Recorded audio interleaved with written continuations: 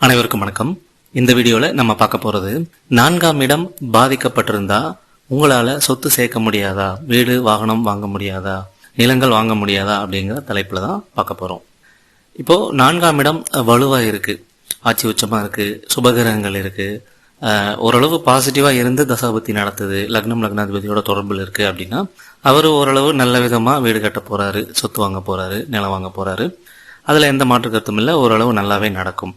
ஆனா ஒருவேளை பாதிக்கப்பட்டிருக்குன்னு வச்சுக்கலாம், ஒரு வக்ர கிரகம் இருக்கு, நீச்ச கிரகம் இருக்கு, அல்லது 4ஆம் அதிபதி நீச்சமா இருக்கு, 4ல் ராகு கேதுக்கள் இருந்து பகை கிரகங்களோட தொடர்பு இருக்கு, ஒன்றுக்கு மேற்பட்ட கிரகங்கள் 4ல் இருக்குன்னு வச்சுக்கலாம். அப்ப ஏதோ ஒரு பாதிப்பு இருக்கும். அப்ப சரியா கட்ட முடியாதா, சரியா சொத்து சேர்க்க முடியாதா அப்படின்னா அப்படி இல்லை. கண்டிப்பா சொத்து சேர்க்க முடியும், வீடு கட்ட முடியும், பிடிச்ச மாதிரி விருப்பத்தோட சரியான முறையில நீங்க வீடு கட்ட முடியும் அப்படிங்கறது தான் நம்ம சொல்ல வருது. அது எப்படி சார் அப்படின்னா, ஒரு விஷயத்த நீங்க ஸ்ட்ராங்கா நம்புங்க, அதுதான் உண்மையும் கூட. என்னன்னா, எந்த கிரகம் எந்த பாவத்தில் இருக்கோ அந்த கிரகம் சார்ந்த எண்ணங்கள் அந்த பாவத்தோட வேலை செய்யும் போது, சிந்தனை வரும்போது, செயல்பாடுகள் வரும்போது, அல்லது தசாபுத்தி வரும்போது சம்பவங்கள் நடக்கிறதுக்கான சூழல் உருவாகும். அப்போ அந்த கிரகம் எப்படி வெளிப்படும் அப்படிங்கிற ஒரு புரிதல் உங்களுக்குள்ள இருந்தா அந்த கிரகம் அப்படி வெளிப்படாம சரியான முறையில நம்ம கொண்டு போக முடியும். இப்போ உதாரணத்துக்கு 4ல் ராகு இருக்கு. ராகுங்கிறது பேராசையை தூண்டும், லிமிட்டை தாண்டி போக வைக்கும், ரிஸ்கை யோசிக்காம செய்ய வைக்கும். அப்போ எந்த பாவத்துல ராகு இருக்கோ அந்த பாவகத்துல லிமிட்டை தாண்டி போகக்கூடாது, பேராசைப்படக்கூடாது, கரெக்டா சரியான விதத்துல போகணும் அப்படின்னு நம்ம ஒரு கான்சியஸான டிசிஷன் எடுத்து நம்ம பயணிச்சோம் அப்படின்னா அங்க ராகுனால வரப்போகிற தீய விளைவுகள் எதுவுமே வராது. அதே போலதான் 4ஆம் இடத்துல ராகு இருக்கு அப்படின்னா, நீங்க ஒரு மத்தவங்க எல்லாம் கட்டிட்டாங்க, ஒரு பிரம்மாண்டமான வீடு இருக்கு, நம்மளும் பயங்கரமா கட்டணும், டைல்ஸ், கலரு, டிசைனு அப்படியே பாக்குறதுக்கு பல கண்ணை பறிக்கிற மாதிரி இருக்கணும்னு நம்ம ஒரு ஆசைக்காக, ஒரு பெருமைக்காக கட்ட ஆரம்பிச்சோம் அப்படின்னா அது கடன்ல போய் முடியும். அல்லது அந்த ஆசைனால மற்ற ஏதாவது டாக்குமெண்ட் பிரச்சனையை கவனிக்காம விட்டுருவோம், இட பிரச்சனையை கவனிக்காம விட்டுருவோம், குவாலிட்டியில கவனிக்காம விட்டுருவோம், வாஸ்துல கவனிக்காம விட்டுருவோம், ஏதாவது ஒரு மிஸ்டேக் வந்துடும். அப்போ எந்த கிரகம் 4ஆம் இடத்துல இருக்கோ அந்த கிரகம் சார்ந்த நிகழ்வுகளை நடத்துறதுக்கான சூழல் உருவாகும், அதுக்கான சிந்தனையை கொடுக்கும், திங்கிங் வரும். ஆனா நீங்க சரியான விதத்துல திங்க் பண்ணிட்டா, சரியான விதத்துல அணுகிட்டா, பேராசை இல்லாம புற சூழ்நிலையில் இருக்க எதிர்ப்பு, எதிர்பார்ப்பு இவற்றுக்கெல்லாம் பெருசா கவனம் கொடுக்காம நீங்க பயணிச்சீங்க அப்படின்னா அந்த நெகட்டிவ் கிரகம் கொடுக்கற தாக்கத்தை தவிர்த்துக்க முடியும்.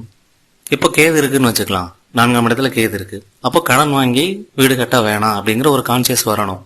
கடன் வாங்கி சொத்து வாங்க வேணாம், சட்டப்படி போகணும், இல்லீகலா போகக்கூடாது அப்படிங்கிற கான்சியஸ் இருந்தது அப்படின்னா தேவையில்லாத பிரச்சனைகள் உங்களால தவிர்த்துக்க முடியும், நல்ல விதமான வீடு கட்ட முடியும், நல்ல விதமான நிலங்கள், சொத்துக்கள், வாகனங்கள் வாங்க முடியும். நம்ம தாட் ப்ராசஸும் நம்ம திங்கிங்கும் நம்ம ஜாதத்துல இருக்க கிரகத்துக்கு ஏற்ற மாதிரி அல்ட்ராகும். அதை நம்ம கரெக்டா நேர்மையான விதத்துல கொண்டு போயிட்டா ஜாதத்துல இருக்க அந்த நெகட்டிவ் கிரகத்தோட நெகட்டிவ் விளைவுகள் நடக்காது, அல்லது ரொம்ப கம்மியா நடக்கும், அதை ஈஸியா கடந்து போயிட முடியும் அப்படிங்கிறது தான் ரியாலிட்டி. இப்போ 4ஆம் இடத்துல சூரியன் இருக்கு. ரொம்ப பந்தாக்காக, பேருக்காக மாடி வீடா கட்டணும், 2 மாடி 3 மாடி 4 மாடி கட்டணும் அப்படின்னு ஆசை அதிகமா இருக்கும், கௌரவம் அதிகமா இருக்கும், கெத்து அங்க காட்டணும்னு நினைப்பீங்க. ஆனா நமக்கு தேவை வீடு, நல்ல வீடு, தலைமுறைக்கும் நிலைச்சு நிக்கிறதுக்கான வீடு தான் நமக்கு வேணும், அதுதான் நியாயமான ஆசை. ஆனா பேரு, புகழ், சௌகரியம் நம்மளோட கெப்பாசிட்டியை காட்டுறதுக்காக கட்டணும் அப்படின்னா அந்த சூரியனோட நெகட்டிவிட்டி நடக்கும், கௌரவம் சார்ந்த பிரச்சனைகள், நெகட்டிவான விஷயங்கள் எல்லாமே நடக்க ஆரம்பிக்கும். இப்போ கடகலக்னமா இருக்குது, 4ல் சூரியன் நீச்சமா இருக்கு. அந்த மாதிரி ஒரு அமைப்புல இருக்கிறவங்க இந்த மாதிரி பேருக்கும், புகழுக்கும், ஒரு கம்பீரத்துக்கும், அங்கீகாரத்துக்கும் வீடு கட்ட ஆரம்பிச்சாங்க அப்படின்னா அவங்களுக்கு இந்த மாதிரி பிரச்சனைகள்லாம் வரும். சரியா கட்ட முடியாது, கடன்ல மாட்டிப்பாங்க, இன்வெஸ்ட்மெண்ட்ல ப்ராப்ளம் வரும், அல்லது அந்த டிஎம்டி கம்பிகள், அந்த இரும்பு கம்பிகள் வாங்குறதுல அந்த குவாலிட்டியில ஏதாவது பிரச்சனை வரும். அதே போல 6ஆம் அதிபதி சம்பந்தப்பட்டிருந்தா கடன் வாங்கக்கூடாது, 8ஆம் அதிபதி சம்பந்தப்பட்டிருந்தா லிமிட்டை தாண்டி போகக்கூடாது, 12ஆம் இடம் சம்பந்தப்பட்டிருந்தா தேவையில்லாத எக்ஸ்ட்ரா அனாவசிய செலவுகளை வீடு கட்டும் போது பண்ணக்கூடாது, நீச்சக்கரம் சம்பந்தப்பட்டிருந்தா குவாலிட்டி கம்மியான பொருட்களை பயன்படுத்தக்கூடாது, 1-2 தடவை தாமதமானாலும் பொறுமையா நல்லா சிறப்பா கட்டணுங்கிற எண்ணத்தை வளர்த்துக்கணும், வக்ர கிரகம் இருந்துதான் நான் இப்படித்தான் கட்டுவேன் அப்படின்னு வீம்பா நிக்க கூடாது, இப்படிங்கிற மாதிரி சில மைண்ட் செட்டை, அந்த மைண்ட் செட்டுக்கான நம்பிக்கைய எண்ணங்களை உங்களுக்குள்ள வளர்க்கும் போது அந்த நெகட்டிவ் கிரகத்துக்கான பலன்கள் எதுவுமே நடக்காது. சுமூகமான நல்ல விதமான சொத்துக்களை, வீடுகளை அமைச்சுக்க முடியும். எல்லாருக்கும் வீடு வேணும், எல்லாருக்கும் நிலம் வேணும், எல்லாத்துக்கும் வாகனம் வேணும், இதுல எந்த மாற்று கருத்தும் இல்லை.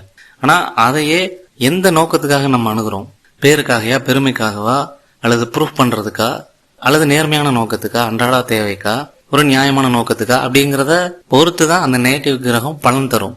எந்த அளவுக்கு அதிகமான உணர்வுகள் உணர்ச்சிகள் அந்த 4ஆம் இடத்துல விழுகுதோ அந்த அளவு அந்த இடத்துல இருக்கிற நெகட்டிவ் கிரகம் நெகட்டிவா செயல்படும். உணர்ச்சிகளை கொட்டாதீங்க. ஒரு பாதிக்கப்பட்ட அமைப்பு பாவ கிரகங்கள் அதிகமாக தொடர்பு கொள்ளுதுனாலே அந்த இடத்துல அதிகமாக உணர்ச்சிகளை கொட்டாதீங்க. நியாயமா இருங்க, ஸ்மூத்தா இருங்க, மேம்போக்கா மெச்சூர்டா அணுகுங்க. ஆட்டோமேட்டிக்கா காலப்போக்கில் அதுக்கு தேவையான விஷயம் நடந்துரும். மெச்சூர்டா இருக்கும்போது மேக்சிமம் நெகட்டிவ் வராது. இதை பல வீடியோக்கள்ல பல கண்டென்ட்ல நான் சொல்லியிருக்கேன். விடுதலையான உணர்வு, விடுதலையான மனசு, நாலேஜ், எக்ஸ்பீரியன்ஸு, கனிவான குணம், சிறந்த நோக்கம், சிறந்த பாதை, பேஷன், இது எல்லாமே ஒரு ஜாதகத்தை சூப்பரா மாத்துறதுக்கு முழு வாய்ப்பு இருக்கு. நிறைய பேருக்கு மாறி இருக்கு. ஸோ அதனால 4ஆம் இடம் பாதிக்கப்பட்டிருந்தா எந்த கிரகம் எப்படி இருக்கோ அதுக்கேற்ற மாதிரி உங்க தாட் ப்ராசஸை, உங்க நம்பிக்கையை, உங்க செயல்முறையை மாத்தி அதை பிராக்டிஸ்ல கொண்டு வந்து கரெக்டா அணுகும் போது நிச்சயமா சொத்து வாங்கிடுவீங்க, வீடு கட்டிடுவீங்க. அதுல எந்த மாற்று கருத்தும் இல்லை. எத்தனையோ வீடுகள் மரபு ரீதியா சிறப்பான வீடு 100 வருஷத்துக்கு 150 வருஷத்துக்கு தாங்குற மாதிரியான வீடெல்லாம் இருக்கு. ஆனா இப்போ பேர் புகழுக்காக அங்கீகாரத்துக்காக கட்டப்படுற வீடுகள் 10 வருஷத்துல 5 வருஷத்துல கீறல் விட்டுருது, டேமேஜ் ஆயிருது, துருப்பிடிச்சிருது, மோசமான கண்டிஷனுக்கு போகுது. ஆனா மரபு ரீதியா இயற்கையை புரிஞ்சு கால சூழ்நிலைக்கு ஏற்ற மாதிரி இருப்பிடத்துக்கு ஏற்ற மாதிரி பக்குவமா கட்டப்படுற சில வீடுகள் தலைமுறைக்கும் வர்ற மாதிரி நூற்றாண்டுகளுக்கும் இருக்குது, இன்னைக்கும் இருக்குது. ஸோ அப்படியான வீடுகளை கட்ட பாருங்க. அதுக்கான டெக்னிக்கை தெரிஞ்சுக்குங்க. நிலம் ஒரு குடும்பத்துக்கு ஒரு 3-4 ஏக்கருக்கு மேல தேவையே படாது. அதுல உழைக்கிறதுக்கே அவங்களுக்கு நேரம் பத்தாது. ஸோ 20 ஏக்கர் வாங்கினேன், 15 ஏக்கர் வாங்கினேன், 30 ஏக்கர் வாங்கினேன், 50 ஏக்கர் வாங்கினேன், இதெல்லாம் ஒரு மனுஷனுக்கு பேராசைன்னு தான் அர்த்தம். இயற்கையின் பார்வையில, படைப்பின் பார்வையில பார்த்தா இதெல்லாமே பேராசை தான். தற்போதைய சூழ்நிலையில ஒரு 3-4 ஏக்கர், மிஞ்சி போனா 5 ஏக்கர், அதை தாண்டி வச்சிருக்கிறவங்க எல்லாருமே தகுதிக்கு மீறி வச்சிருக்காங்கன்னு தான் அர்த்தம். இயற்கையின் பார்வையில உங்க ஆசை எப்படி வேணாலும் இருக்கலாம், நடைமுறை எப்படி வேணாலும் இருக்கலாம்.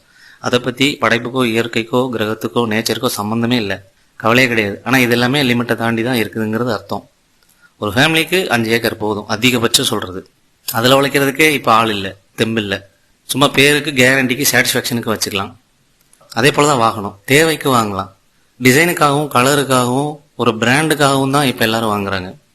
நமக்கு தேவை குடும்பத்தோட 4-5 பேரோட அதிக மக்களோட ஒரு குறிப்பிட்ட இடத்துக்கு, ஃபங்க்ஷனுக்கு, சில இடங்களுக்கு போயிட்டு வர்றதுக்கு. அதுவும் எப்பயாவது தான். சும்மா பக்கத்து தெருவு போறதுக்கு, டெய்லியும் ஆஃபீஸ் போறதுக்கெல்லாம் கார் எடுத்துட்டு போனா அது நம்மளோட பேராசை தான்.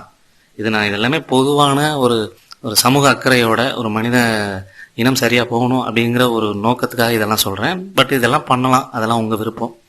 ஆனா இது எல்லாமே இப்படியான நடைமுறையில் இருக்கு. இதுதான் இயற்கையின் வழி அப்படிங்கிறத நான் சொல்ல வர்றேன்.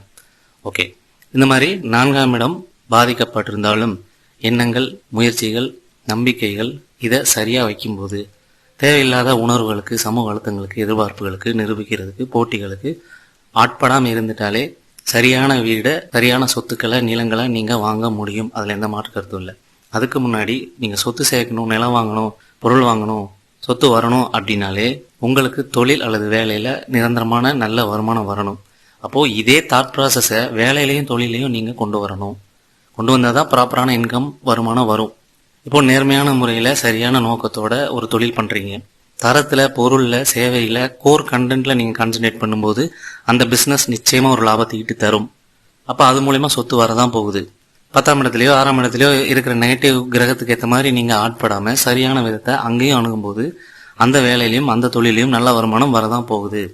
அப்படி நீங்க ஃபாலோ பண்ணி நல்ல வருமானத்தை ஈட்டி அதுக்கப்புறம் நீங்க சொத்துக்களை, வீடுகளை, வண்டிகளை, வாகனங்களை வாங்குங்க. அதுல இருக்க சின்ன சின்ன குறைகளுக்கெல்லாம் கான்சென்ட்ரேட் பண்ணாதீங்க. ஏன்னா நெகட்டிவ் குறைங்கிறது நம்மள அறியாம நம்ம சக்திக்கு மீறி சின்ன சின்ன குறைகள் வைக்க தான் செய்யும். அதையெல்லாம் பொருட்படுத்திக்கிட்டு அதையெல்லாம் நம்ம மைண்டுக்குள்ள ஏற்றிட்டு இருந்தோம்னா மறுபடியும் அது அதிகமாக செயல்பட வைக்கும் அப்படிங்கிறது தான் நம்ம சொல்ல வர்றது. ஸோ இதுதான் 4ஆம் இடம் பாதிக்கப்பட்டவங்களுக்கான ஒரு வழிகாட்டுதல்.